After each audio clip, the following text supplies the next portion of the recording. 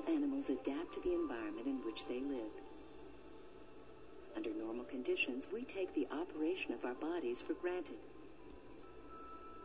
But in a different environment, our complex organ systems perform in extraordinary ways. Here in microgravity, the muscles of astronauts seem to do the impossible. But this comes at a price.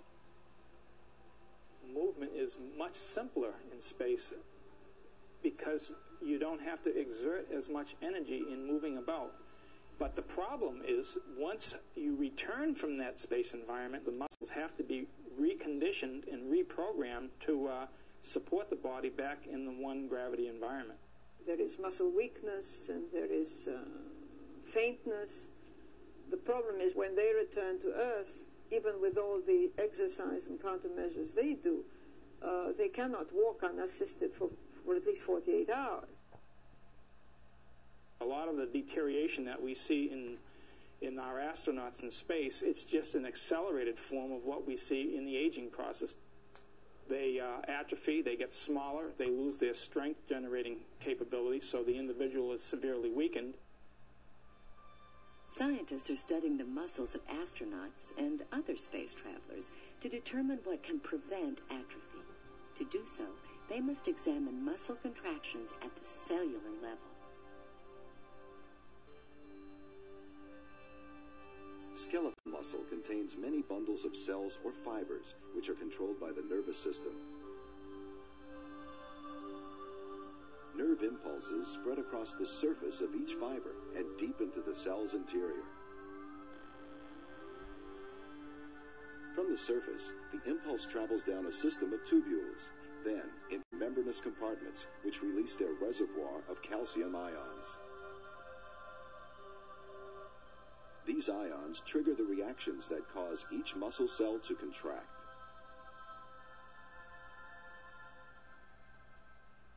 When the muscle fiber is electrically excited, it induces organelles within the muscle to release calcium.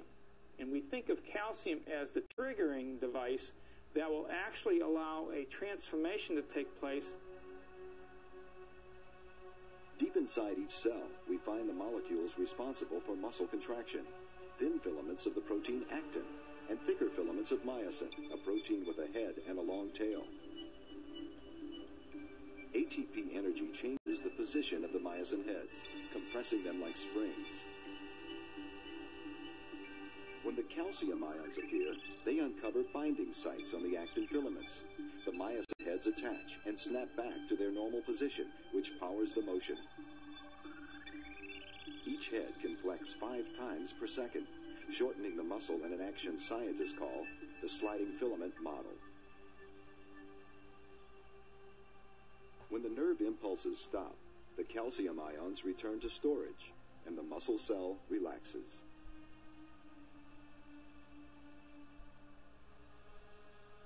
The sliding filament model is essentially that. One type of filament structure within the muscle is sliding by another type of structure. And the myosin comes into contact with the actin and actually allows the actin to slide by.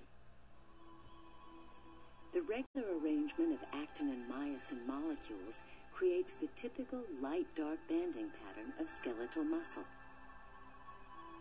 When these proteins slide past each other, they can shorten the length of a muscle by up to 60%. But during extended trips in space, animals lose many of the proteins which cause their muscle to contract.